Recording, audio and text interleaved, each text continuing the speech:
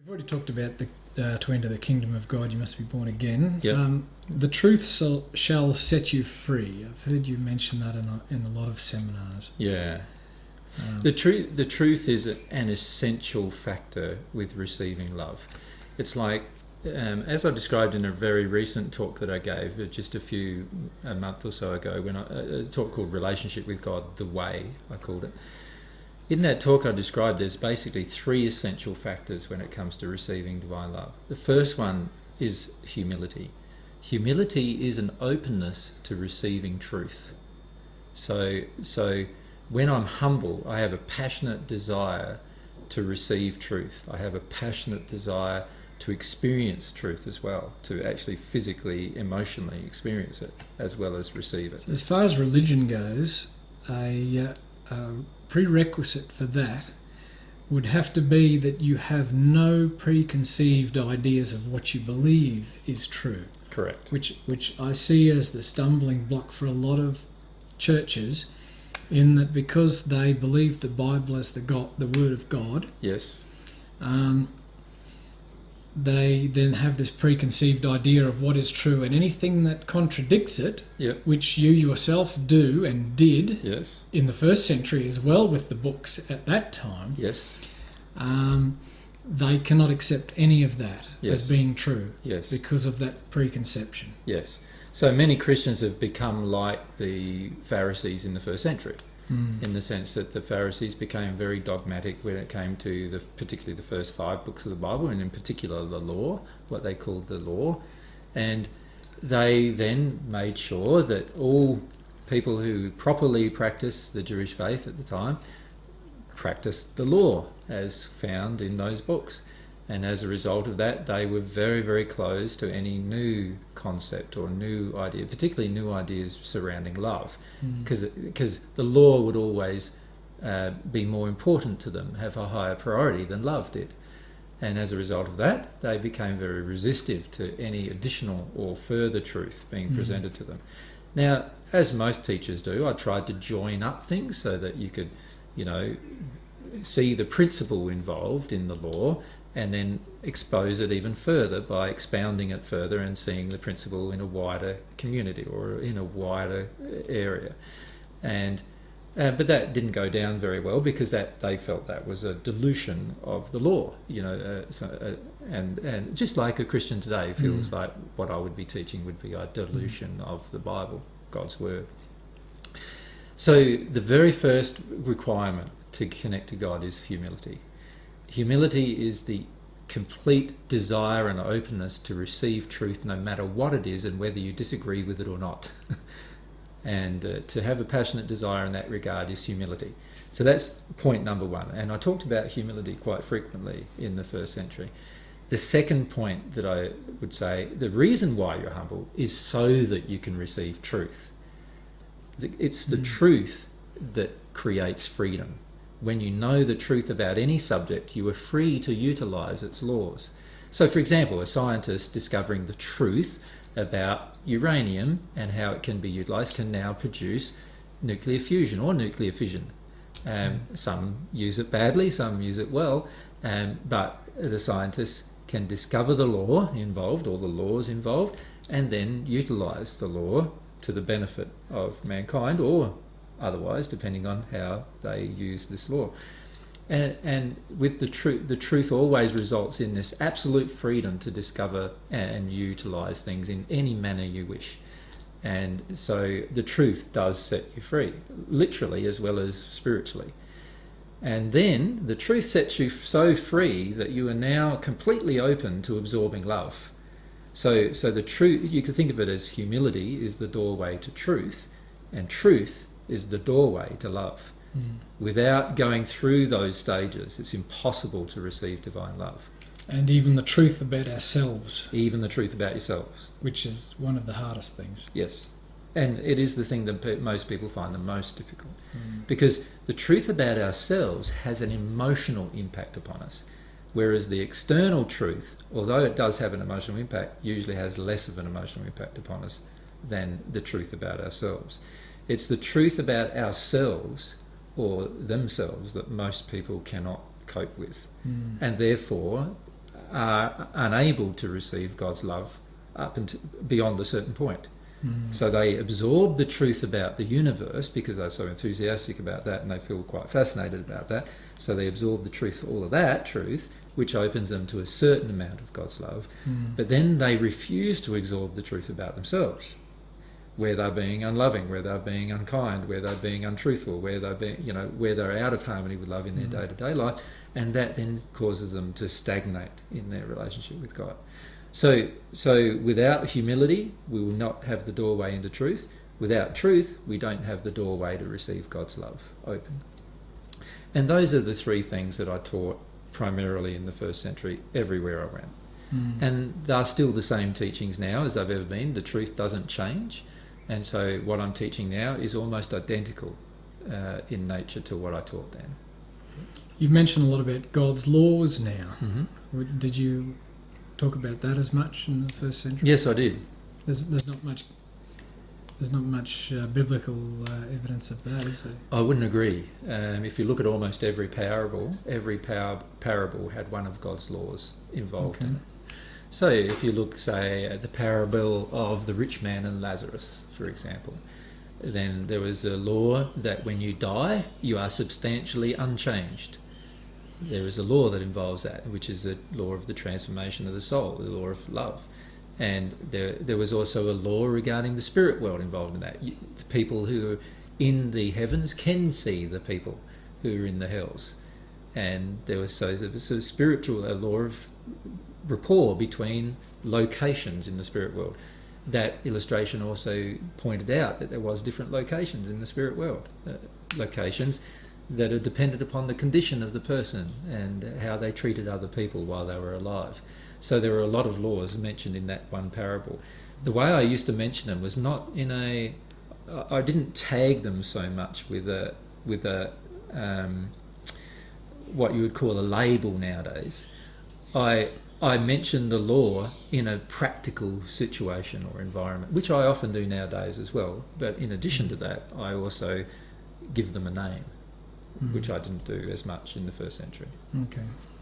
All right. The forgiveness of sin. How did you explain that in the first century? Exactly the same way as I explain it now, and that is that God always forgives our sin, but we have to go through a process before it will transform us. The forgiveness of sin transforms us. And we also need to learn how to forgive others, because if you can't forgive, you will always eventually embrace the law of eye for an eye, tooth for a tooth. And that law has detrimental and devastating effects on humanity.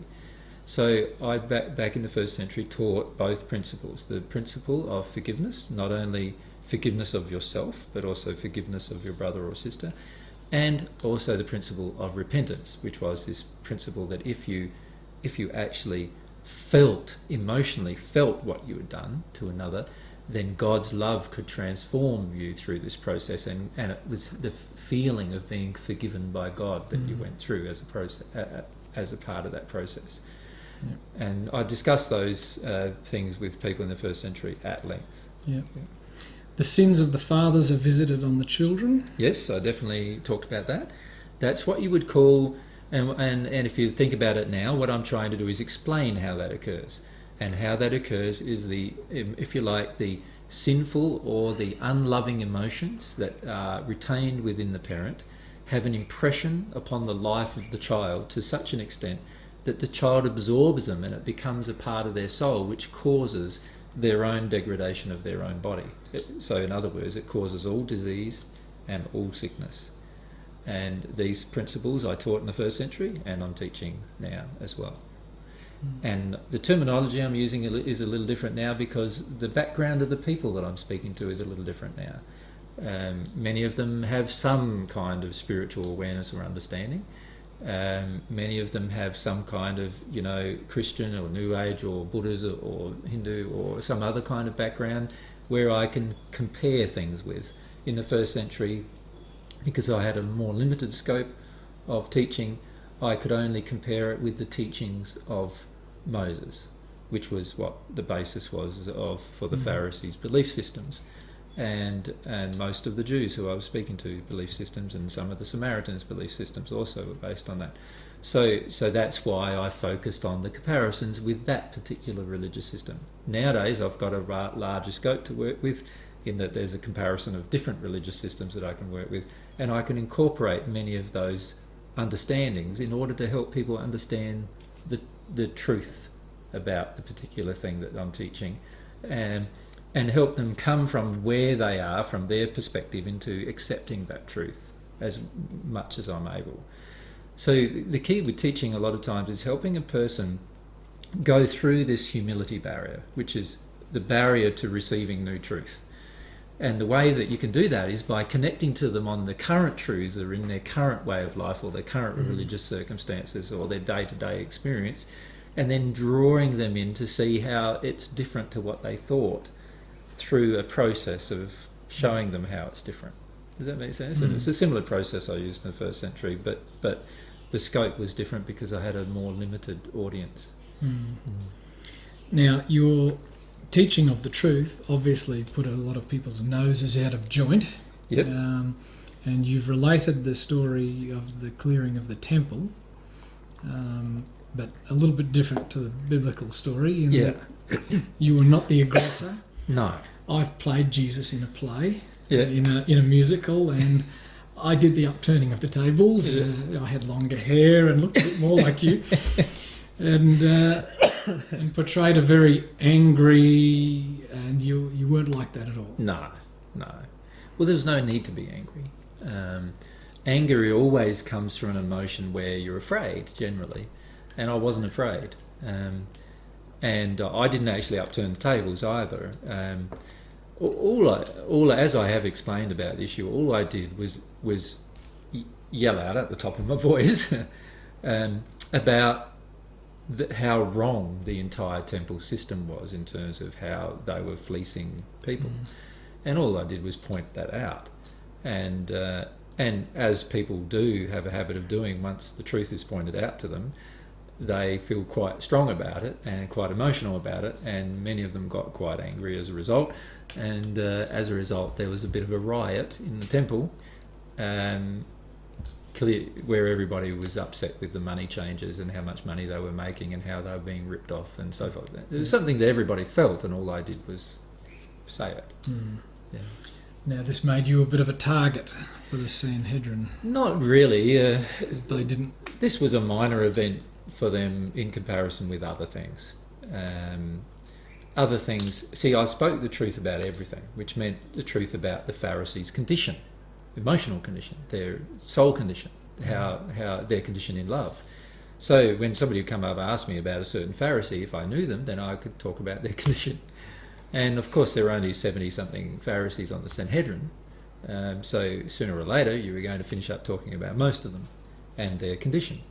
And of course, those things would be related to others, and that would be related to others, and the Pharisees sort of, and the people on the Sanhedrin, both the Sadducees and the Pharisees, sort of started to view that as a subversion, of their position. On top of that, I would talk about the unfairness of how the temple was run. The inability of sacrifice to actually relieve a person from their sins, for example, was another thing that I'd speak of. And so all of these things were basic tenets of the religious faith. So they then also felt that I was undermining their faith as well.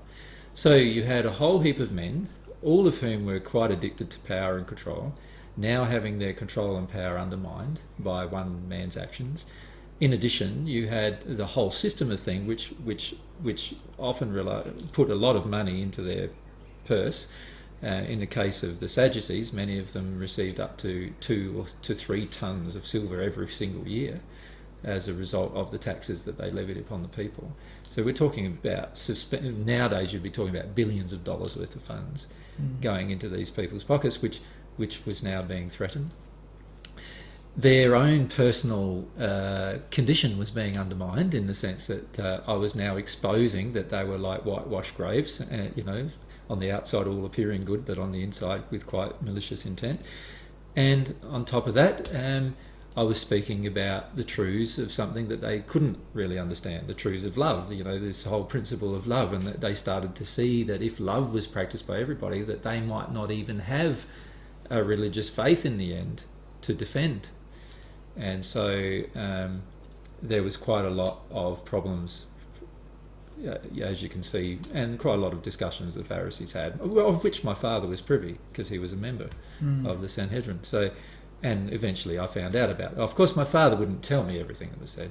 He would just give me an indication, yeah, they're not very happy with you, and this is the reason why, and you shouldn't do that anyway. That was his opinion too. You know, up to this point, he felt in quite a lot of disagreement with me about many of these issues because he felt I was undermining his faith. Yeah. So Josephus is the historian, one of the, I think the only historian outside the Bible that mentions your existence as a miracle worker and a healer and a teacher of a great renown, and that you were revered after your death. Miracles aside from healing, were there any of those? Well, it depends what you classify as a miracle, I suppose. Anything supernatural, like, well, I guess... levitating things, all those kind of things. Well, the reality is, while I was aware that such things could be done, I didn't see much point to them from a perspective of teaching people how to become more loving. In fact, I viewed them almost, and I also viewed many of the miracles this way, as almost a distraction from teaching people how to become more loving. Because most of the time they would finish up focusing on the miracle and not on the love that created the miracle. So then you'd have a clamour of people wanting to be healed from all of their different ailments, not understanding how the healing had occurred. And therefore when I didn't heal those particular ones, they'd be very angry and upset with me because I couldn't heal those ones because of their demand and their anger and their rage. And, you know, they weren't in a space where I could heal them. That's only a person who's in a humble, truth desirous place that you can actually heal, who has faith. And so what eventually would happen with a lot of the so-called miracles that I did was that they'd be blown out of all proportion in terms of turning me into some kind of god-like cult figure, and on top of that distorting my message, which was a message that love, and if you come to love, you can do these things for yourself and others. And unfortunately what would eventually happen is many people would come to me demanding a miracle, which of course could not then be given, and that would also then often distort the message because they then felt that I was being selective with how I was using my powers and so forth. So, you know, there was a lot of confusion about the truth, and so I took every opportunity I could to explain how it works, just like I do nowadays, and often explain at length. But unfortunately, when people are emotionally in turmoil, they don't really want to hear the explanation. They just want the healing, or they just want the miracle. And this is a problem when you're teaching the truth, when you're teaching divine truth. You're not going to give people the miracle just for the sake of the miracle. And so I often feel, and still feel, that while miracles are going to occur and will occur in the process of becoming at one with God and afterwards,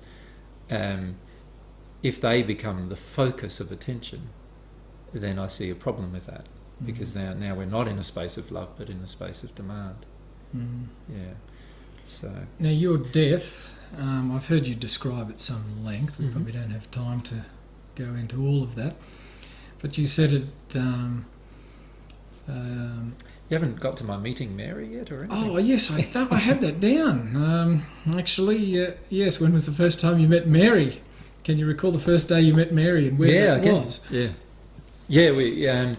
She was in Magdala, the city or the town in which she lived. She by this stage, she had a very checkered history. When she was young, she was abused by her father.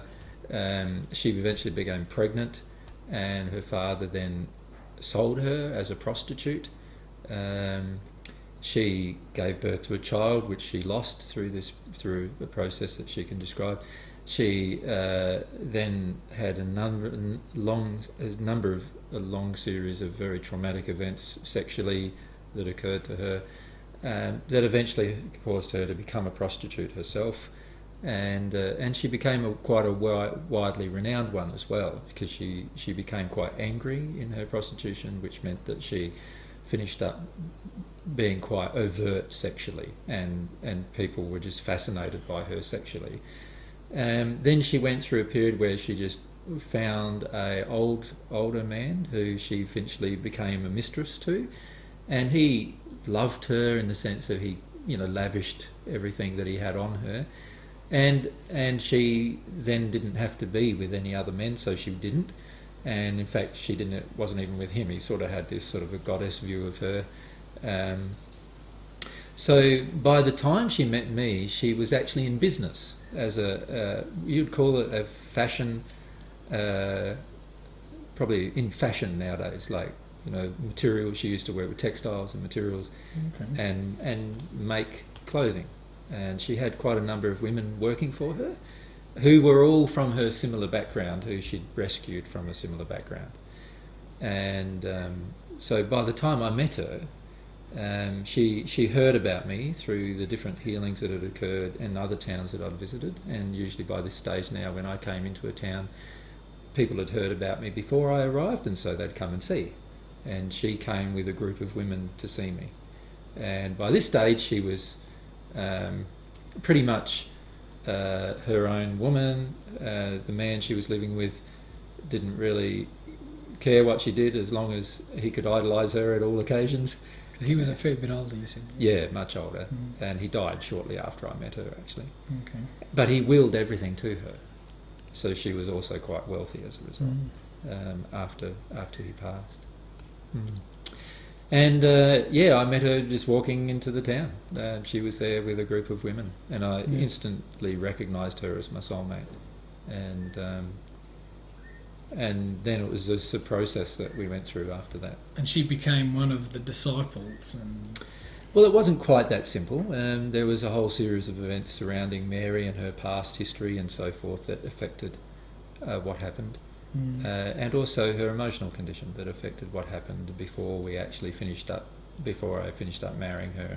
So how long was it before you married her, after you'd met her?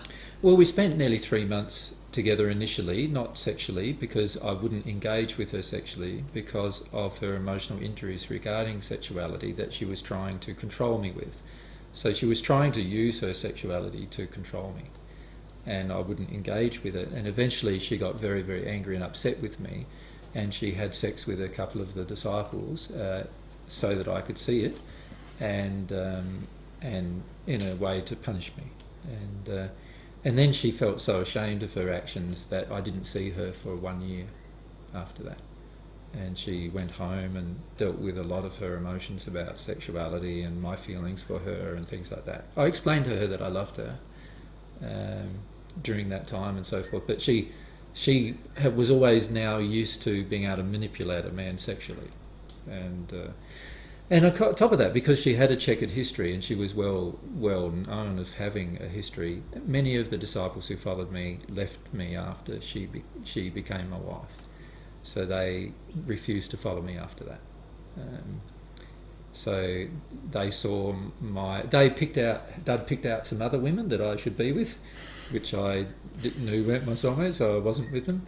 But the disciples felt that I was very wrong making the decision to be with Mary, and they often tormented Mary when I wasn't around as a result. And many of the women and men treated her very badly. So badly, in fact, some of the men eventually after my death raped her. Some of the so-called Peter raped her after my death, 2 days after my death. Even though she was your wife? Yeah. And he was so-called somebody a so-called friend? Yeah. How did that play out later on? When you say later on? When you spoke to him about this after he'd passed? Well, yeah, obviously Peter had a lot of quite dark emotions that he passed with, and he spent some time in the hells after he passed. until he was willing to face his own emotional condition, as everybody has to do when they pass, if they don't do it before then. And so he had quite a dark condition to face. He'd raped my soulmate. He'd raped other women as well, quite a number of them. He's quite an angry man. He had a terrible viewpoint of women generally. And so he actually passed. I wouldn't be hanging out with these guys. Why were you? Why were these men? Don't sound like suitable character to be your company. Well, this is I find it quite ironic, actually. What most Christians today would view as a suitable character for my company. In the Bible, it does say the truth about who kept my company. And what does it say? It says that I was known to have consorted with the tax collectors and the sinners. And the reality is that most of the people who were associated with me were well and truly sinners, in the sense that they had a lot of pretty dark emotions. 4 of the so-called apostles, and they weren't my apostles, but 4 of the ones listed in the Bible were basically terrorists. So there are lots of people who I was associated with in the first century that I was trying to teach about love. Okay, so you didn't really have a closeness as a friendship, like you would these days. Like I would choose a friend who's fairly similar in character and ethics and morals to myself. I probably wouldn't want to, You'd judge them. In other words. No, I wouldn't. I just wouldn't choose to be around them. Just from commonality. I choose to be around anybody who wants to hear the truth while they want to hear it. If they no longer want to hear it, then I probably won't be around them. Now, Peter often said he wanted to hear the truth, so I told him the truth. And he often didn't want to hear it, of course, but he said he wanted to, and so he always got a dose of it. So who was the smartest out of the disciples? Who caught on the quickest? Intellectually the smartest, or soul the smartest? Soul. John. Aside from Mary. Mary was caught on the quickest, being my soulmate. It was undoubtable she was going to. But aside from the male disciples, John was the person who understood the divine truth the most by the time of my passing. He was the only one present at my death, really. The only male present at my death. Andrew might have been present at my death, but at a distance. John was right close by where I could see him. And he was there with four of the girls, but my soulmate included. But quite a number of the women understood the divine truth far better, but the men struggled because of arrogance and other emotions. They all struggled. Now, the Sermon on the Mount, did that take place? Not. A lot of the things stated in the Bible recollection of the Sermon on the Mount, I did actually state, but not at one time or location. So it's sort of like an amalgamation of a lot of the teachings of truth. And were there thousands of people? Well, there are often thousands of people listening to me, yes. So you did have large crowds? Yeah, often, where it was possible and where the dynamics of the location allowed for that to occur, a lot of people had a really soul longing for truth. That's why people wanted to listen, because they had there was a soul longing for truth in them and they wanted to listen to it. So that often followed me to a location, and it was quite frequent that in a town that I'd roll up to, a lot of the people from the town would eventually come and listen to the guy who healed such and such or whatever, so a lot of times the healings became a bit of a impetus for them to listen initially. And then of those people, some of them became serious about the truth, about the divine truth. Yeah. Now, you've said it's impossible to raise someone from the dead, so Lazarus wasn't dead? Not in the sense that, in the sense that so-called clinically dead nowadays, and you can get people back from that location, by giving them a jump start, he was in a similar condition. He wasn't dead in the sense that the silver cord had been broken. The silver cord is the joining between the spirit body and the material body, and if that breaks, it's impossible to bring someone back from that location. So once that cord breaks, then the person is always going to be a spirit. Also, I didn't have any feelings about death because I knew what death was. It was just a transition into another life. And because I spoke to spirits regularly about the life they led, I knew what kind of life it was. I could see it. I could see them often living their life, and therefore I could see what kind of life people would have when they pass. So I didn't see death as as an enemy like people do today, or people did that in the first century as well. They viewed it as their enemy. So even your own death, I've heard you describe that you actually didn't suffer. No, Mary suffered far more than I suffered in my own death. There was some physical pain, but you can detune from physical pain through the process of, regulation from your soul.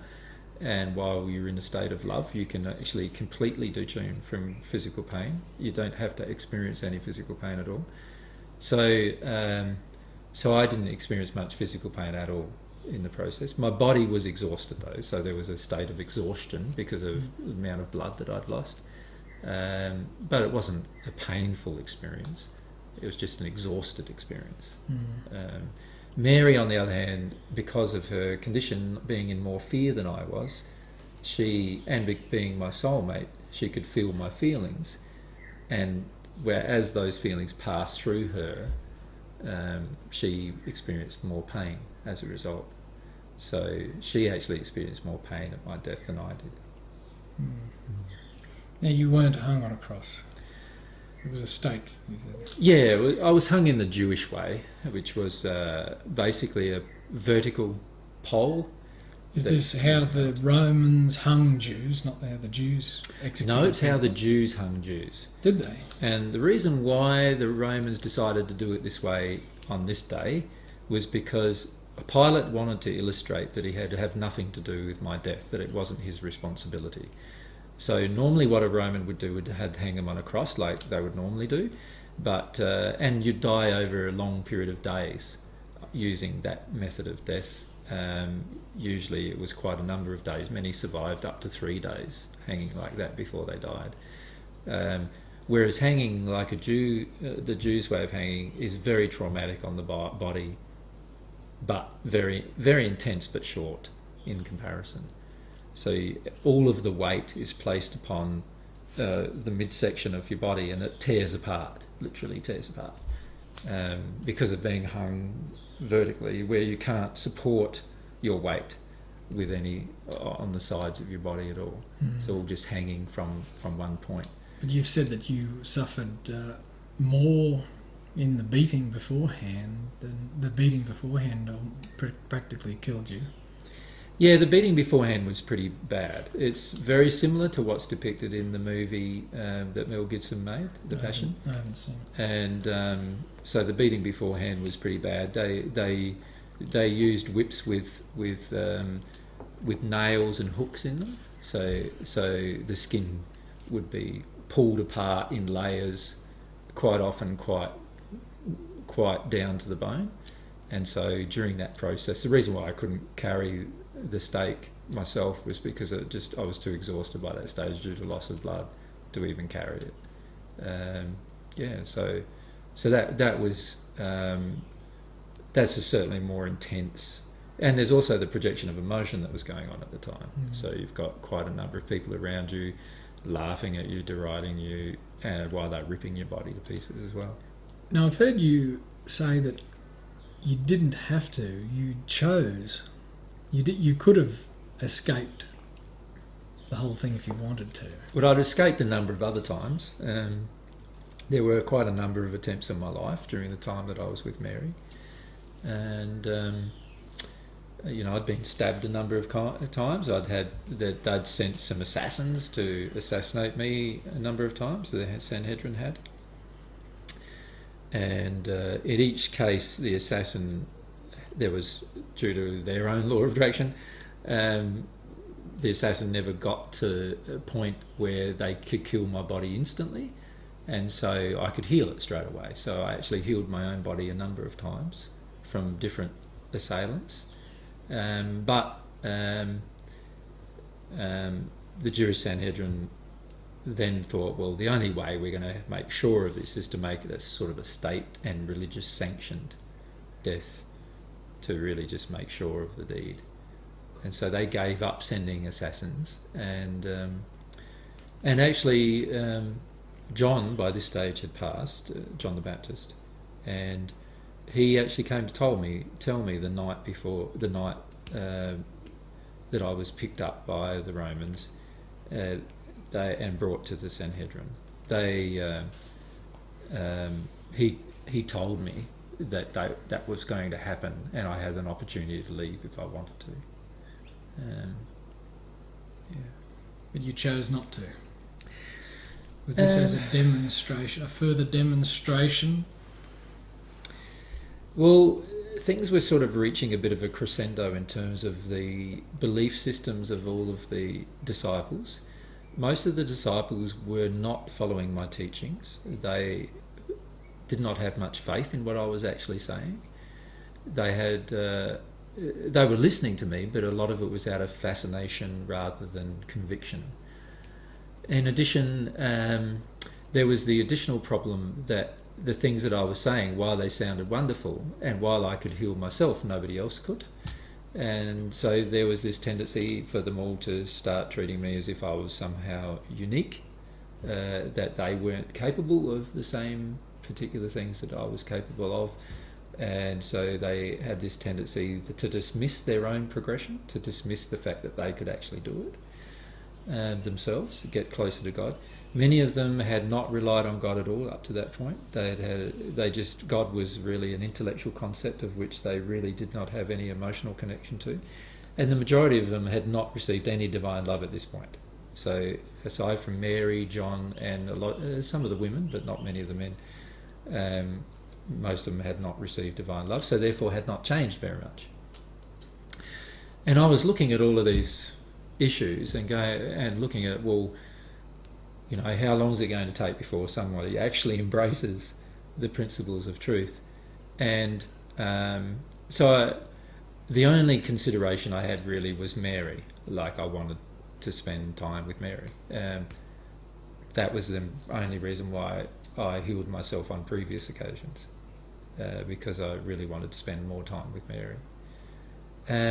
But I got to the point too where I could see that Mary also wouldn't deal with her emotions about certain matters, and so our relationship sort of was also coming to some point of stagnation as well, in the sense that she didn't want to work through some of her emotional issues either.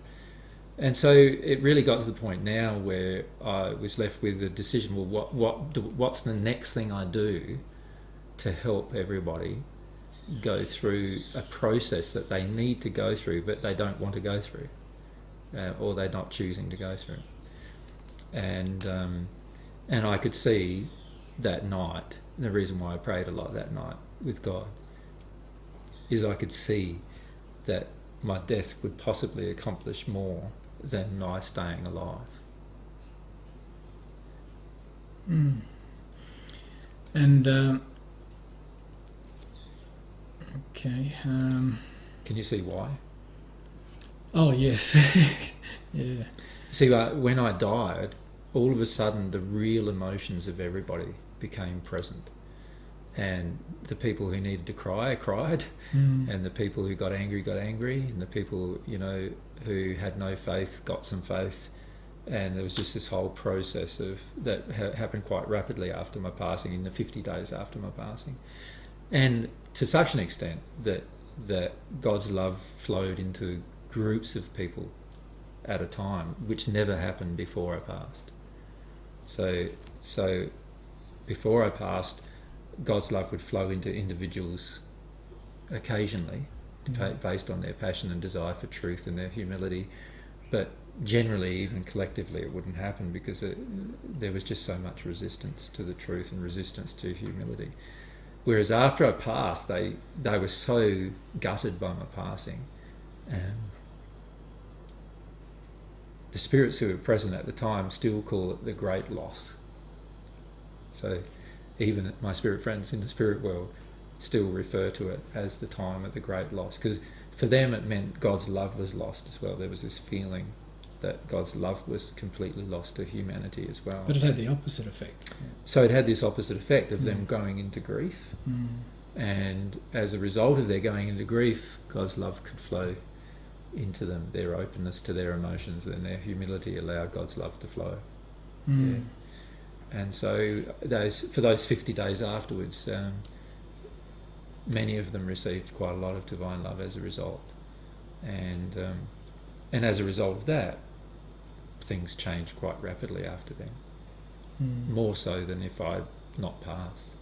If I'd not passed, it would have maintained or been much the same as it was before. So it did have the effect that you thought it probably would. Yeah, it did have the effect that I thought it would have. The downside, of course, was that Mary and I were separated. I didn't see the birth of my daughter and quite a number of other things. Yeah.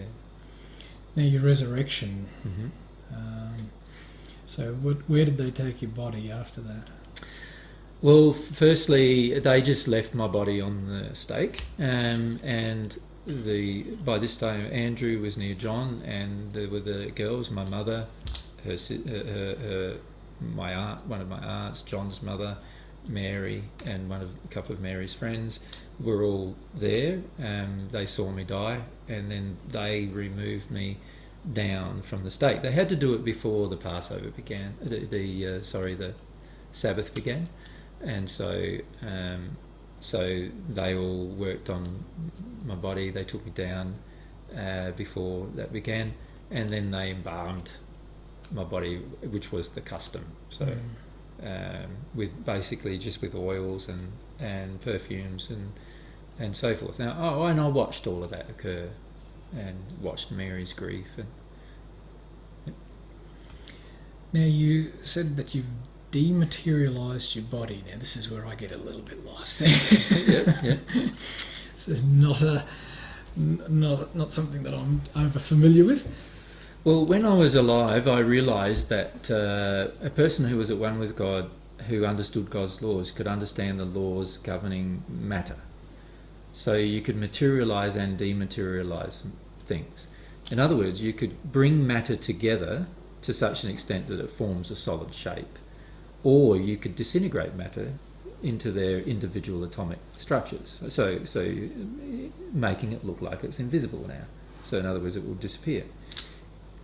And I realised those kind of things when I was alive. I didn't see much point in teaching them because I felt my primary purpose was teaching about love and this connection with God.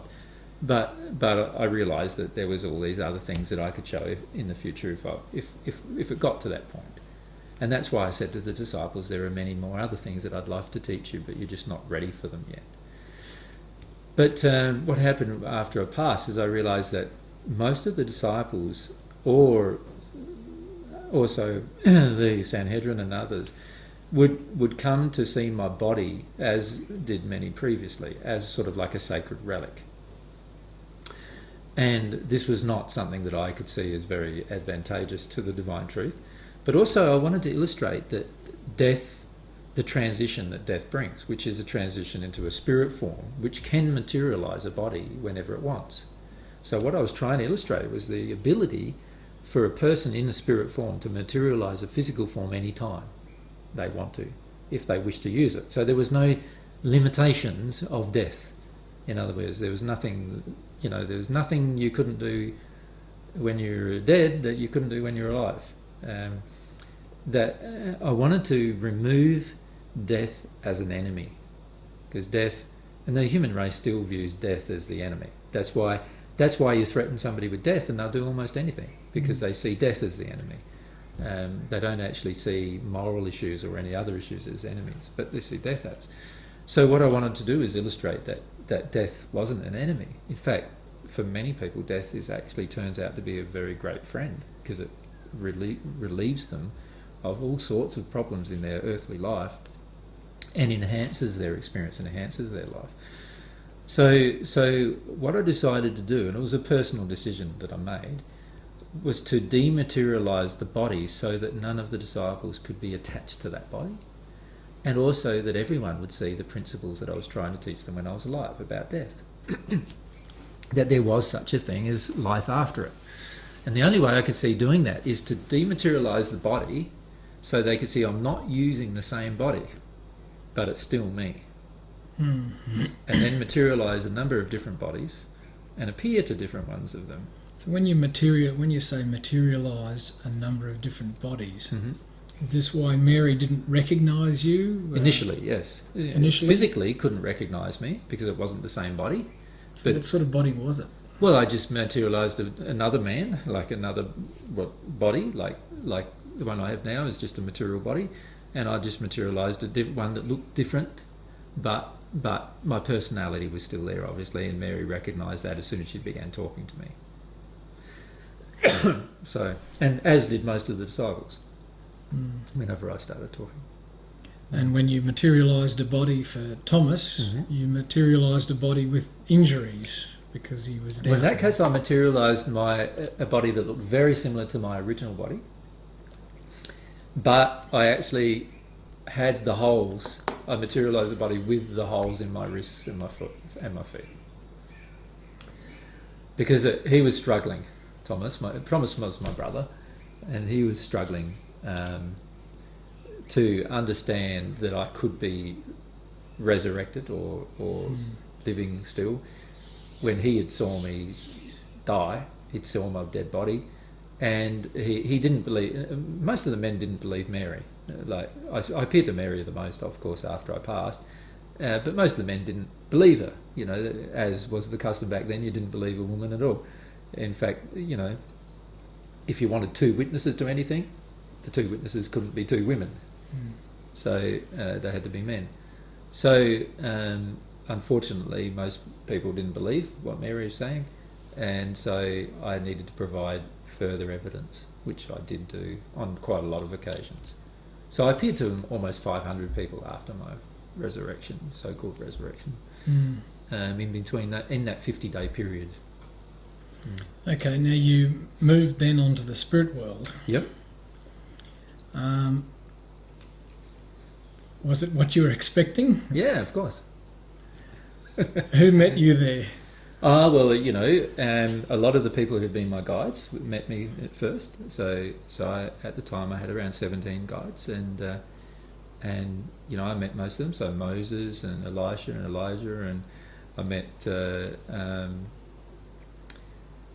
who else would you know? There's some that you don't know, but Michael, who you know of as the Archangel Michael, you know, ones like that. They were present. And then I decided that I wanted to visit the hells, so I spent quite a lot of my time going through the hells, talking to them about. So that part of the Nicene Creed is right. You descended into the hell, and yeah, I did. Yeah, I descended into, not in my condition. My condition still remained bright, but I decided to visit the hells for the sake of. For the sake of teaching people in the hills that God's love was available to them, basically, and that they could choose a different way of progression if they decided to, that would speed up their life in becoming happy again. And so I spent quite a bit of time teaching in the hills, in between spending time with my soulmate, and shortly after Sarah was born, and I became Sarah's guide as well. So I would guide Sarah and communicate with Sarah as she was a child and as she was growing up. Yeah. But where's Sarah now? Now, 20th century now. She lives in Canada now. She's also reincarnated. Luke and Sarah are a soulmate couple, and they've both returned to Earth. And they're in Canada? Yeah. What place in Canada? They're on the east coast of Canada. Yeah. Okay. All right. Now we'll go to memories of the spirit world. Unless there's something else that any other memories that. There's heaps of memories I haven't mentioned. But yeah, we can't. You know, it's like trying to summarise your life, and obviously summarising 2,000 years. It can't be summarised in a few hours, but. It's like trying to summarise the major events of your life. I've missed out quite a lot of them, from my first century life even. Mm. Let alone from our spirit life. So, but let's. Well, give the it a spirit stab. life goes for 2,000 years. Exactly. So we're not going to be able to Summarise it very quick. No. Very well. So, I guess highlights. Highlights. Well, obviously for me, a highlight was Mary passing, in the sense that she, I could now be with her again. That was a really important thing for me and her. So that was a major event for me, personal event. There's a lot of what you would call impersonal events, I suppose, or more impersonal events. Not that my life's ever been impersonal, but just things to do with my role more than my personal life. So my role is the redemption of mankind. My personal life is I'm just Jesus, an average guy with a soulmate and who wants to love and be loved by my soulmate, and so I sort of see my role and my life and my personal life as two separate things. Does that make sense? Mm. And most people in the spirit world do. Most people in the spirit world have a role that is to do with their passions and desires, but it's a sort of a role that's God's assigned to them, and that's different to their personal life. What they experience in their personal life, which is their life with their soulmate, the things that they enjoy together doing, and so forth. And so I suppose you could separate my life into those two areas, into my personal life and then my role. And obviously in my role, I'm pretty busy all the time. Being the first person who was in a condition of one with God, obviously that has a certain responsibilities attached to it that I accepted and desired to accept. And so those responsibilities I maintain, even now. And then my personal life is a separate issue to that. My personal life is like my life with Mary, the things we enjoy personally doing and so forth. And it's the same after we pass. So the things that affected my personal life after we passed are firstly Mary's passing. That was a big event for me, big event for her too, because she'd missed me terribly, and she didn't feel me as strongly as she could have because of some of her emotions about my death. And so when she came back into the spirit world, she was quite traumatised when she first arrived because of her death, but that shortly changed into joy for her, and we progressed together fairly rapidly after that, bearing in mind that we lived in different locations for a long period of time. But I could visit her anytime I wanted, and that was most of the time. So, so we spent a lot of time together.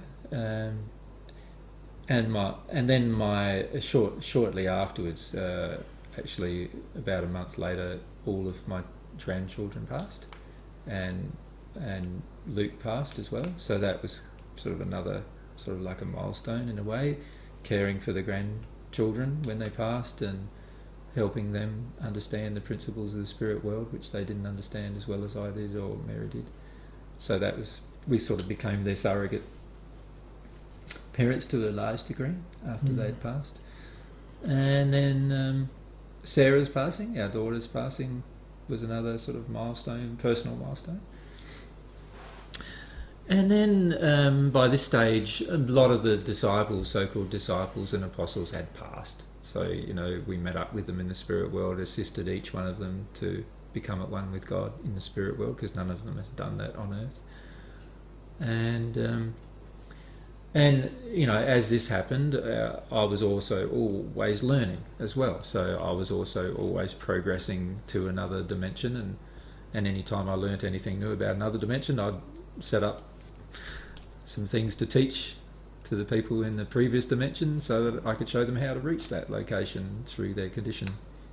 So that was basically part of what I liked doing personally, besides my role. What about, I guess people on Earth would be interested in historical characters who have passed that you've met, and you said you haven't talked to everybody, you don't know everybody. Just because you're Jesus doesn't mean you know 6 million people. Well, there's literally like 40 or 50 billion people you know, that I'm aware of in the spirit world at this point in time, and you know, that come from this earth, and yeah, I don't know them all, obviously.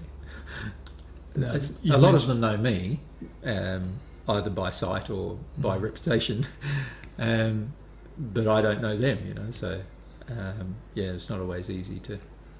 Who has made the most dramatic transformation since passing?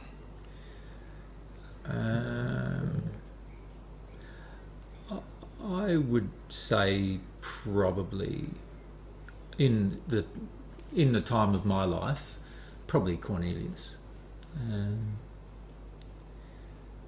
He was in a very dark condition when he passed, and most people in that condition when they pass would remain in the hells for thousands of years, and he was in the hells for around 50 years, and it's pretty unusual. That's very unusual for someone in that amount of dark condition to actually. And you said this is because you made this connection with him while you were. Yeah, it's partly because of that, but it's also partly because of his nature. You know, his nature is, yeah, he's a very humble person in his core, you know, his core nature, and he's also a very, like, he has a lot of very big desires as well. So, combination of humility and the desires caused him to make changes, and probably pretty rapidly. So, of all the disciples, he would have passed in one of the most difficult conditions, and yet changed the most rapidly. He was the third. His soul pair was the third one to reach at one with each other. So given his condition on earth, that's a fairly amazing thing, when you consider that there's 22 dimensional existences to work your way through with all these lessons in love that are involved with each one of them. You sort of start to, and once you start doing it yourself, and once you pass into the spirit world and see what it means to do that, you'll see how great a transition that is. And so he would have to be one of the people who I feel made probably some of the biggest transitions I've seen. Yeah. There's others like Herod himself and also Nero. Those two passed in very dark conditions, and once they found the divine truth, Nero only relatively recently, but Herod found it quite early. But once they made their transitions, you know, their transitions were quite stark as well, because they were quite very, very dark characters historically. Yeah. And famous people like Socrates and Plato and Martin Luther you've mentioned, and you know, obviously Socrates and Plato I've met through their association with John. John was the person who assisted them with divine truth, but you know, through my association with John, I've actually spoken to them and spent time with them, obviously. Luther, well, he's had a fascination with me while he was on earth, and so it was highly unlikely that he wouldn't meet me in the spirit world unless he didn't long for it, and he did. So, and very early in his passing, so he passed into the hells, but he was quite rapidly progressed after that, because of his desire for truth and his desire to learn about love. So he's got a lovely nature and character. He's got a very investigative nature as well. So that always appeals to me as a character. So yeah. You mentioned the Buddha. Yep. What's his name? Gautama. I haven't spoken to him. No, you've said you I've attempted to. You've tried to, but you haven't been able to get close to him. No. Because he doesn't even see himself as an individual. No, he has this intellectual concept of himself, which is that he's become all in all. He sees himself as he doesn't see himself as an individual, but rather as a collective, and he feeds off of the energy of all the projections from people in the spirit world and on earth. But he's still a sixth sphere spirit. Yeah, yeah. And that's as far as you can go on the natural love path. That's correct, yeah. So he will not be able to progress any further until he sees himself as an entity again, and until he actually starts connecting it with it emotionally. And I don't know when that will occur. I've had many attempts to connect with him while I'm on Earth again, but each one of those attempts he ignores. So there's not much that can be done under those circumstances to talk to him. There are others that who are renowned historically in different religions that I have spoken to, who have made transitions or who have been associated with certain religious movements here on Earth, who have made transitions. What about the Wesleys, John and Charles Wesley? Yeah, they're both in the celestial realm. They made a transition pretty rapidly after they passed. Most people who were sort of reformationists on Earth in the Christian faith have made progress fairly rapidly because they had this investigative openness to new truth. And once they passed, they realised that a lot of what they believed was truth wasn't truth, and so then they just re-engaged that investigative nature, and the Wesleys both did that. So they re-engage that investigative nature, they accept more truth, and then they realise, the truth that they believed on Earth wasn't true, and they go through this process of, feeling some remorse about what they taught, but they were also very passionate about now teaching the truth in its true, unadulterated form, and so they progress quite rapidly generally. Yeah. So most of the Reformationists have progressed and are now in the celestial realms. Some presidents are in the celestial realms, US presidents, for example. Which ones? Well, Abraham Lincoln is, for example. Yeah. You said that famous people find it difficult when they pass over. Many famous people do, particularly famous people who have been relying on the fame as an emotional crutch for their life. They find it very difficult. People who have been heavily engaged in sexual immorality on Earth find it very difficult to progress, usually for a long time, because they still engage in behaviour in the spirit world, and most of it's addictive and very damaging, and so it also prevents them from ever finding their soulmates or anything like that. So they can never, and they can't ever become at one with God while they engage in that behaviour. So they often find it very, very difficult after they've passed for a long time. There's some of the spirits of old, who found it a bit difficult initially. When I say of old, the persons as Ammon and Aman, or Adam and Eve, they when they passed, obviously found it quite difficult initially. And it wasn't until my coming in the first century that they learnt about the divine love and started to long for that. So some of the older spirits have become so engrossed in creating their sideways movement in the sixth dimension that they think they're progressing when they're actually not. So it's sort of like you saying, I need a change in my life, so I'm going to move to Sydney. But really, Sydney is very similar to Brisbane in a lot of ways, and you end up with the same life. It just feels different because you're in a different location. Does that make sense? But nothing's really changed. You haven't changed much. Your family hasn't changed much. Your environment hasn't changed much. Nothing's really changed much, and particularly spiritually and emotionally, you haven't changed much. But you just feel better because you're in a different location. And most six-sphere spirits are like that. They move from one location to another location sideways. They feel better. They feel like they have progressed or learnt something new or whatever, but nothing's actually really changed. And it's not until they receive divine love that they realise even many times that nothing had changed and nothing could change beyond that point. But when they're channeling, they often talk about God and divine love, don't they? Of course, yeah, because they use all the terminology. And spirits are adept at using even spirits in the hells are adept at using terminology just to, convince another person on Earth that that they understand what you're talking about. And I've had literally millions of conversations with spirits in the sixth dimension. I often go there to teach, and so I've had millions of conversations where there's been very large audiences of hundreds of thousands of people, even millions of people sometimes, that I've talked to about the principles of divine love and divine truth. But the unfortunate thing is they think that I'm talking about the same thing as they think.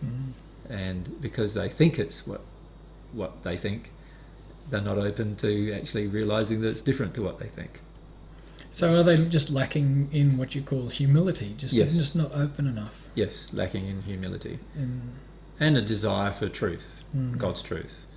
But you know, without the humility, nothing can happen. And most spirits who are in the natural love path in the spirit world lack humility. That's why they're on the natural path, love path. They want to be self-reliant rather than God-reliant.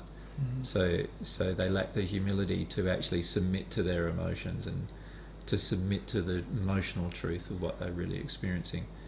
And as a result of that, they're quite often very difficult to reason with. And so eventually in the spirit world, I spent most of my time in the hells or on earth, trying to help people before they pass and trying to influence people and help people that way. And many hundreds of thousands, millions of people have been helped that way, of course. And I'm not the only person that was involved in that. So I organised whole teams of people to be involved in these processes, helping people. Yeah. Okay, now we better start to finish up. So we'll get on to the last one, which is basically your current life and purpose. Now, anyone can go onto YouTube and check this out for themselves, basically. They can watch how many hours of you on YouTube? I don't know, there must be enough. 300 or 400 hours. 300 or 400 hours of you teaching. So if they want to know about that, they can find out. But basically, 2,000 years has passed. Why here? Why now? Well, there's a lot of reasons why here, why now. Firstly, when you reach the condition of at one with God and then at one with your soulmate, and you're in a condition where you can feel God's desires quite strongly as well. And when I say quite strongly, it's probably an understatement. And so you can feel God's desire to have all of her children know her. And you can feel God's desire to have all of her children feel her love. And the overwhelming feeling of that causes you to decide to assist in that process as much as you're able. And so when we were in that condition before we returned to Earth, we decided that if there was a chance that we could ever come back to Earth, that we would take it, that we would come back to Earth for that purpose of doing those kind of things. But there are also far more things that I wanted to demonstrate and illustrate. In the first century, I illustrated how a perfect person, a person who'd been wiped clean of the sins of their parents, could become at one with God. And I did that over a period of 31 years. So it took 31 years from the time of my birth to the time I was 30, in my 31st year, to become at one with God. And so in that process I illustrated, not only to people here on earth, but to people in heaven too, all the people in the spirit world, that you could become at one with God, that this was a prospect given to all humanity, not selectively, but it was dependent upon our individual will and desire that it occurred. I also illustrated that a person could do it from a condition of being without sin in the first century. And I also illustrated the truths that were involved that you would have to come to accept at some point if you wanted to become at one with God. In other words, that you would have to accept this process of being humble, understanding the importance of truth, and longing for that love to enter you. And I illustrated the power of forgiveness, of repentance, of love itself, and of becoming, the power that you receive by becoming into that place of one with God. I talked a lot about the terminology of that, like what that meant in terms of will, using your free will, and how desires and morality impacted upon the sort of choices, decisions you make that would affect whether you become at one with God or not. So all of those things were illustrated then. The problem is, over 2,000 years, those truths were established in the kingdom of heavens, what I call the kingdom of heavens, the first celestial sphere onwards. So these truths were firmly entrenched because every single person who arrives in that condition understands them, and therefore those truths are firmly entrenched in the heaven. So the kingdom of heaven was established, and that's why I said to Pilate that the reason why I'm here wasn't anything to do with the earth, because my kingdom is in the heavens. The kingdom that I was establishing in the first time I was here was in the heavens, not on earth. But my intention in this life is to establish the kingdom of God on earth, to do what all the Christians are praying for, and that is to bring God's kingdom to earth. And the way that happens is the same way as it was brought to the heavens, and that is by people becoming one with God while they're on earth. Not just one person, but thousands of people, or even millions of people, or even potentially all of the human race becoming at one if they so choose, if they so chose. So the primary purpose of returning isn't just, there are individual purposes to my return, but there are also big picture, what I would call big picture reasons for the return. And those big picture reasons all revolve around also illustrating some things that have never been illustrated before. A number of them are, one, firstly illustrating how a person who is imperfect can become perfected on earth. So not a person who's been cleared of their sin, but rather a person having sin and not having it cleared by any other means than going through this process that God has designed for them to go through to become perfect. Secondly, a woman on earth has never been in this condition. So one of the things I would, have loved to illustrate is to see a woman become at one with God while on earth, so that the divine expression of femininity can be presented to earth, because that's never been presented before. There's also a changing of all of the earth's structures and all of the earth's intentions to bring everything into harmony with love. So bring politics into harmony with love, religion into harmony with love, economics into harmony with love, environmental things into harmony with love, the way that we live our lives into harmony with love. And the best way to do that is to illustrate it live, rather than talk about it, is to actually show it. And so that requires a lot of myself personally. I've got to be in that condition myself to illustrate it, and then help other people get into the same condition so they can illustrate it. And when you have a number of people in their condition illustrating this, now we have some momentum where people can see the truth being displayed right in front of their eyes. So what I'd love to see is living examples all over the planet of what it means to live in harmony with divine truth and divine love, being at one with God.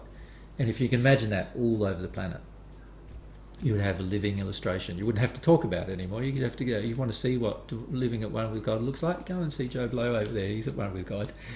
And you have a look at his life and you'll see.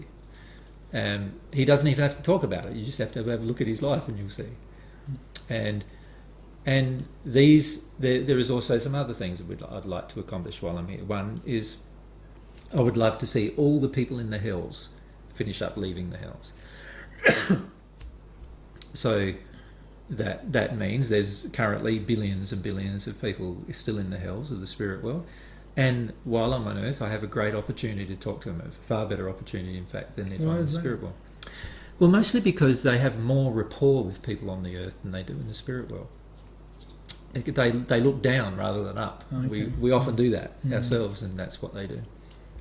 So they concentrate their effort onto the earth, and so I'm one of the people on earth, so I can actually engage this effort that they have, whether it be negative or not, and actually help them through a transition. So there's this process of, and that I can see is God's desire too, is to roll up the heavens like a book scroll, is a quote from Isaiah. And as you roll it up, the different dimensions that exist, the dimensions of the hells all get rolled up. And eventually there's no hell. Nobody passes into a hell because everybody's condition has changed, so there's no need to pass into a hell. and then, of course, eventually nobody will pass into anything other than the sixth dimension or above, depending on their choices that they make. So there are quite a lot of fairly large agendas or goals that I have. I'd call them goals. I wouldn't call them agendas, probably just goals. I'm not going to be disappointed if they're not accomplished, but and I'm very reliant on God. I know how important God is in the process of these things being accomplished. But these are personal desires that I have that I would love to see accomplished, and that I know God wants accomplished. How could you see them not being accomplished? Well, there's always the potential of my not dealing with certain emotions, for example, which prevent me from becoming at one with God, which would prevent quite a lot of these things being accomplished. There's my death, which a lot of spirits are clamouring for at this point in time, which would possibly prevent some of these things from being accomplished. There's the resistance of the people around me that can cause a lot of negative things to occur as a result of their misunderstanding. It's a bit like in the first century, a lot of the Jewish Sanhedrin misunderstood my desires because my disciples misrepresented my desires to them. And that happens quite frequently now, where people I know misrepresent my desires to other people, and so therefore they get misinterpreted, and that has its own attraction. So there are a number of things that are potentially able to occur. I don't feel strongly they will, but it depends a lot on my staying humble, my staying loving of truth, the basic principles that I'm teaching everyone that I've got to live. How much work do you think you've still got to go on yourself? On myself? Well, it's really not work on myself, it's allowing God to work on me. So I sort of see it not as having to work on myself, but rather allowing God to work on me. God's love will transform me. I've just got to allow the transformation. So there's 5 or 6 primary, probably, emotions that I've got to address, that I can see that I've really got to address soon, for things to change soon. For things to change soon, I've got to address them soon. And as I make those changes, it'll be easy to see that they've been made once they've been made. For me, firstly, but also for anyone around me, because it's going to be easier for them to make the same transition after I've made it. So I've just got to continue working through my own issues of lack of humility. Because if I was completely humble, I'd already have made the transition. So I've got to work through what I'm resisting, what resistance I have to truth in certain areas. And there's some of the areas I have resistance to truth in are issues about my own identity. Still got resistance to truth there. I've still got some fear about... What do you mean, still resistance about your own identity? Well, I've got fear about fully accepting myself, because if I fully accept myself, that'll attract worldwide events, and at this stage I feel like I don't want to attract them. There's a fear in me that I don't want to attract them. How would that attract worldwide events? Well, if I became at one with God tomorrow, then I could heal again. Now, very rapidly after that, it will be well known that I can. And then there'll be more media and more other attention and more scrutiny and so forth and so forth. And before you know it, the fear I have, which I need to address, is before I know it, my life with Mary might be so impacted that we don't get hardly any time together, and all sorts of things may occur. Do you see? So sort of like, so a lot of my fears are surrounding fully accepting myself and allowing what happens to happen, rather than trying to manage what happens. Does that make sense? At the moment, there's still a tendency in me, because of my fear, to try to keep everything low key. Because while I keep everything low key, I get some space for myself and time for myself, and can understand and that. so forth. Whereas if I just allow things to happen naturally, and I address this issue of fear and I release the fear, then things will happen a lot more rapidly. And at the moment, I'm afraid of that, and so I resist that. And I can see that I'm resisting it, so I need to do something about that. I've got some sadness about my relationship with Mary still to work my way through, about what's been happening in the spirit world over the past years, our separation after we reincarnated, how we've been apart for such a long time, and some hurt and feelings about that feel quite strong within me that I don't, want to feel very strongly at this point, obviously. I've felt a lot about it already, but there's still more to feel there. There's a great sense of loss about my relationship with God that I have currently, that I'm not grieving properly.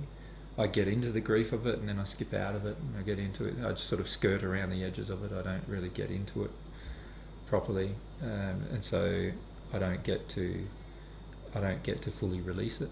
So you feel that you have grief around a feeling of a lack of connection that you've once experienced. Yeah, I have a memory of the connection, an emotional memory and an intellectual memory of the connection, but I don't have that same connection now. It's like if you imagine right now, imagine that you, for the first 2,000 years of your life, imagine you've been alive for 2,000 years, and for the first 2,000 years of life, you can never remember a time when you were without God.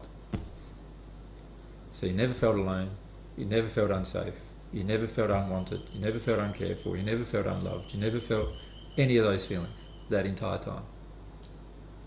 Right? And then imagine it's all taken away from you in one act. So how would you feel? You feel pretty sad, like you've lost a lot of things. And that's how I feel. And yet I'm not fully grieving all of the losses. And while I don't grieve them, I can't get back what I lost. Does that make sense?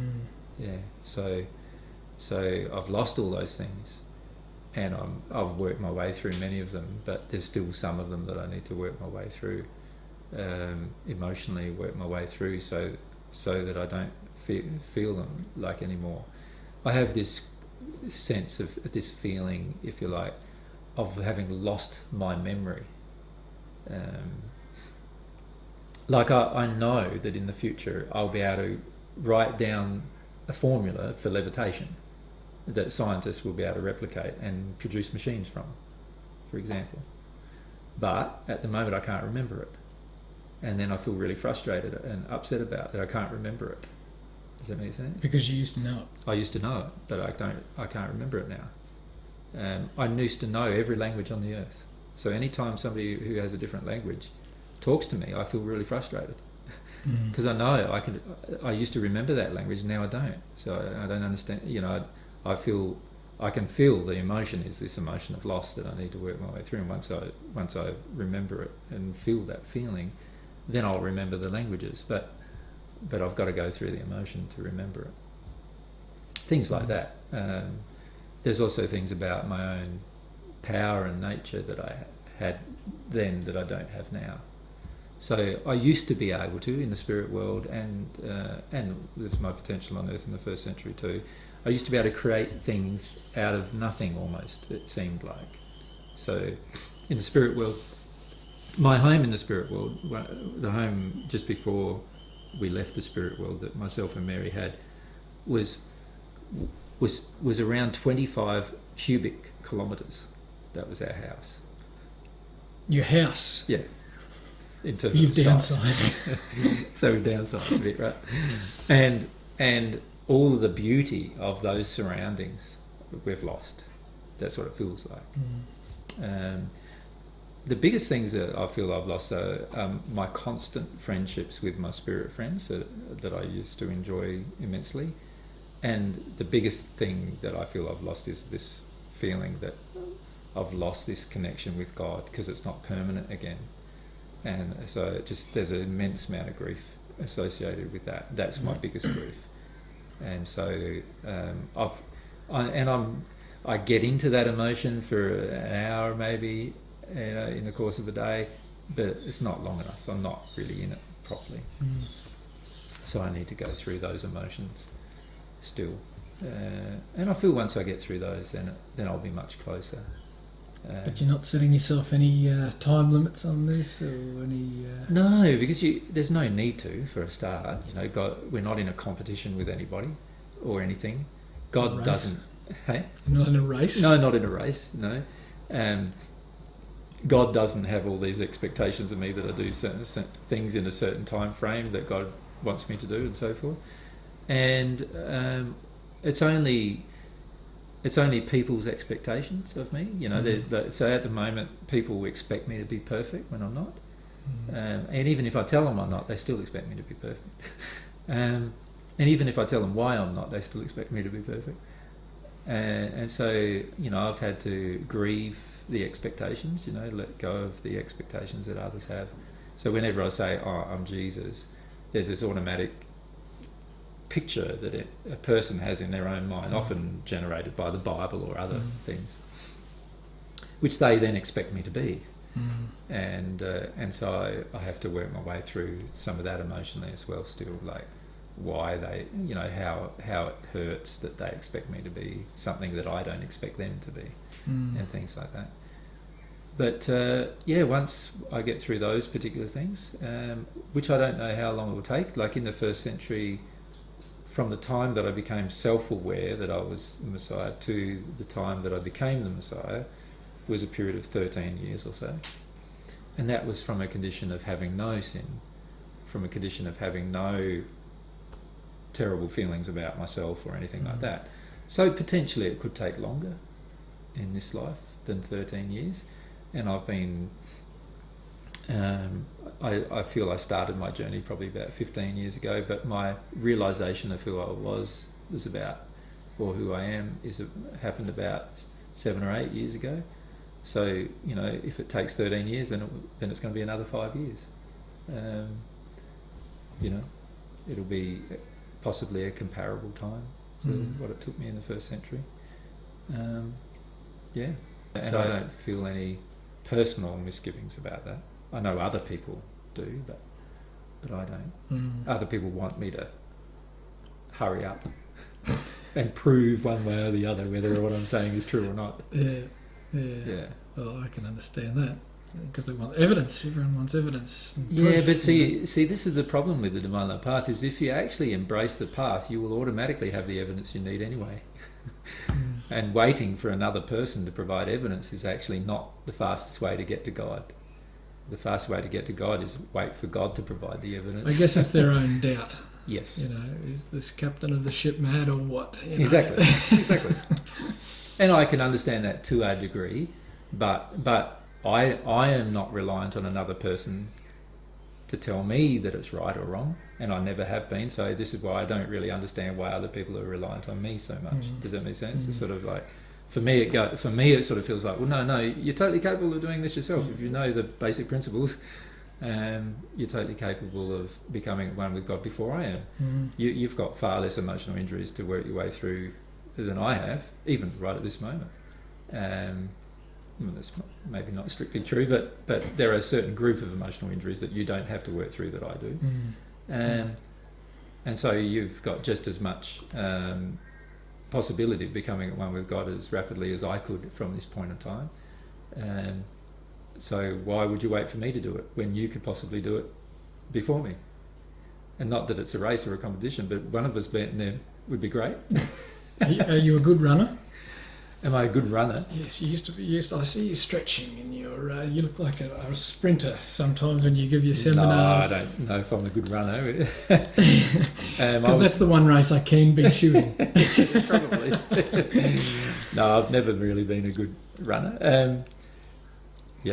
I'm more of a... you see, for a lot of things, if there's emotions in your body, they affect you markedly. And I've had a lot of grief in my body and a lot of fear of grief. And so that caused me to have very small respiratory capacity. So when I ran long distances, I really struggled. Now I don't, but I used to. And the development of the lower half of my body is undeveloped because of the emotions that I'm storing in the fear in particular that I've stored in the lower half of my body, which will repair itself once I'm at one with God. But some of those fears are still present, which affect my development in the lower half of my body. So after I've dealt with those things, I expect I'll grow 2 or 3 inches probably, and and be capable of running better than I currently am. And you beat me at a race as well. But I don't have any feeling of it's all got to happen yesterday. I don't sort of feel like I have a lot of patience with the process and trust in the process, I suppose. Whereas I feel a lot of people on the planet are used to getting everything yesterday. Like I think of something and all I've got to do is go out and get it on the credit card, that kind of thing. And if soul development's like that, it wouldn't be very sincere, but if soul development's like that, I'm sure quite a number of people would have already embraced it. But soul development's not like that. Becoming one with God's not like that. That's why nobody on this planet has actually embraced it to the completion, aside from myself in the first century. And the reason why is because a lot of times people expect things to happen a lot faster than they have patience for. And they often have very little patience for themselves in terms of their own development. So for me, I just feel like, no, I want to be patient with myself and understanding of myself. I don't want to dally around, but I need to understand every change that happens. I need to feel every change that happens. And that means sincerity has to occur in the change. And that's the way God designed the path. So, yeah. Well, I've heard one of the fellows in your seminar, inspired by you, he said, AJ, you don't just talk the talk, you walk the walk. Yes. So I guess that's what you would describe the way, the light, the truth, and the life. Yeah, and that's why I said to the people in the first century, I am the way and the truth and the life. Because if you can copy what I do, you will become at one with God. And of course a lot of people in the first century thought that was quite arrogant to say. A lot of Christians now don't think it was arrogant of me to say it 2,000 years ago, but they think it's arrogant of me to say it today. Yeah. But it hasn't changed. It's the same process, and if I have a strong desire to connect to God, and the same applies to yourself, if you have a strong desire to connect to God and you embrace the way, everyone else will see through your embracing of the way how the way can affect their life. And that's a basic principle of truth, that the first person embracing a course of life or a course of action is going to be the way shower for the others who follow. Yeah. And that's probably a good place to finish. The way, the truth, and the life sums it all up, doesn't it? Yeah, yeah. Once again, it's been a pleasure. Same goes, my friend. Thanks very much, AJ. Yeah. How are you finding this whole process, Geoff? Loving it. It's. Is the camera off? We can leave it on, can't we? You don't mind explaining to how you're finding it, sweetie? What started off as a study of you yep. has become a study of me. Awesome. That's exactly the underlying goal. Yeah, I'll be totally honest. I came out here to study you psychologically. Yeah.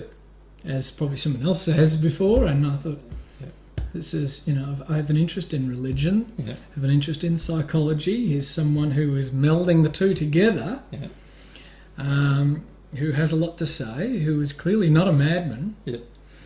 As even Millikan said in his blog, he's met 3 Jesuses. The other 2 were mad. This guy is clearly not mad. Yeah. He sincerely believes he is Jesus. What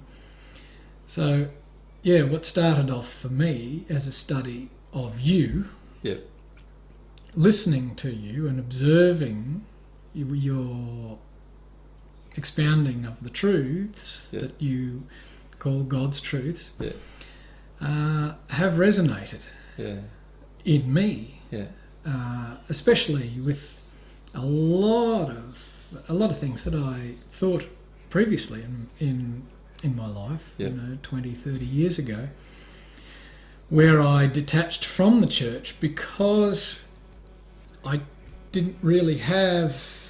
I was like Jonathan Livingston Seagull, sort of flying by myself, and I didn't really find a home. So I left. I left the church because it didn't appeal. It didn't resonate with me. Yes. But Yeah. but there were certain things that I tried to teach, like you were trying to teach to the people in the church, but they just said Heretical. I needed to be prayed for. Yeah. And so I basically just left. And yes, but since meeting yourself and Mary and putting some of these truths into practice, which resonate as a truth, Yeah. it's turned into a study of me, Yeah. Yeah. which is good.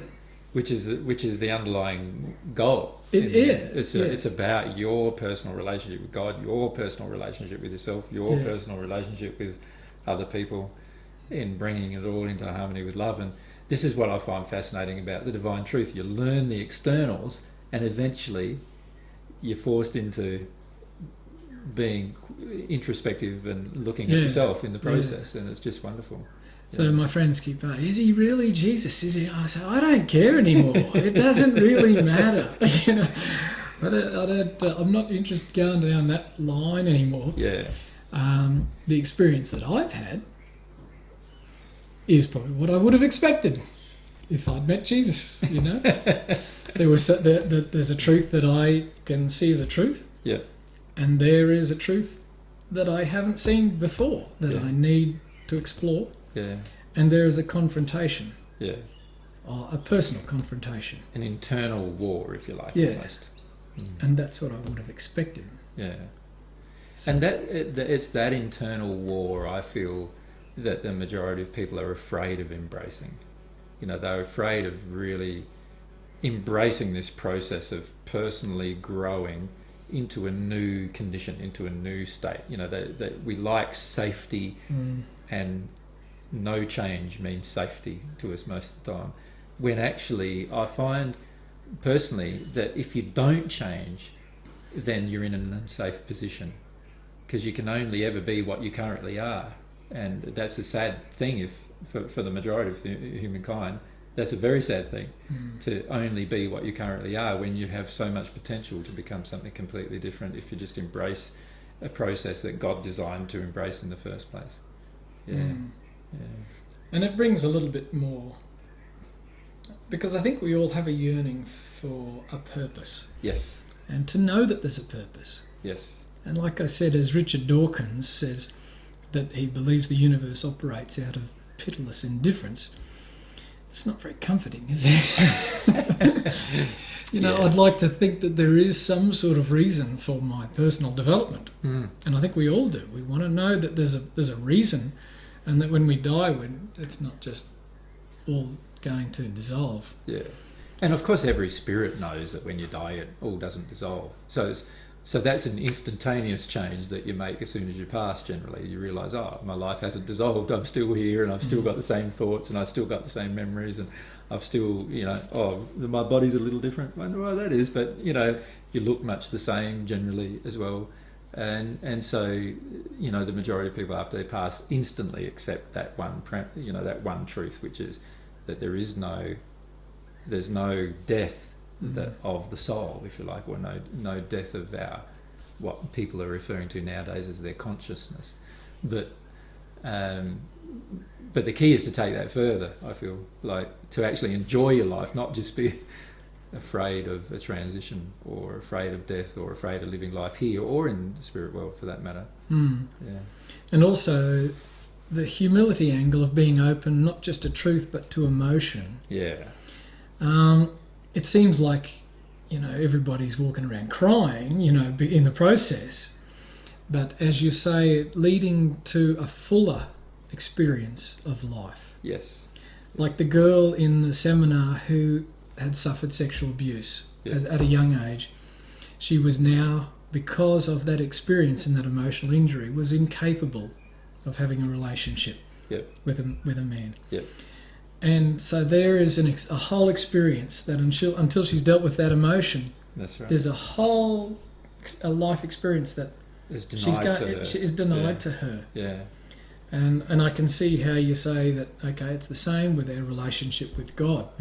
You do the same thing with these emotional injuries, because she also, over that period of time with those injuries, then constructed a whole pile of preconceived ideas about men. Yes.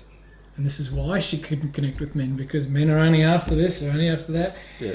And these are ideas that other women don't have. Yes. Yeah. So they're obviously false, but Exactly. in her mind they're truths. Exactly. Yeah. But and this is where I think the big failure of New Age religion is. You know how New Age religion has this focus on, it's all truth. You know, it's all your truth, my truth. It doesn't really matter, does it? You know, they have this idea, but the reality is it does matter, because the truth, God's truth, will always free you. It sets you free. The other so-called truths finish up binding your life into this place of fear that we finish up living most of our life justifying, but never really experiencing our life fully.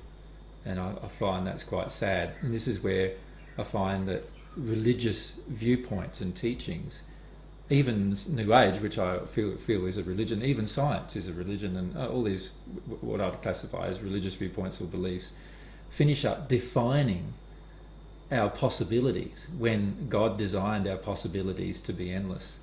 And I find that that's a sad fact about human life on earth, is that because we limit ourselves so much through our emotional experience, we finish up shutting down all the potential possibilities that we have. Yeah. And that we have to give to others as well. Yeah.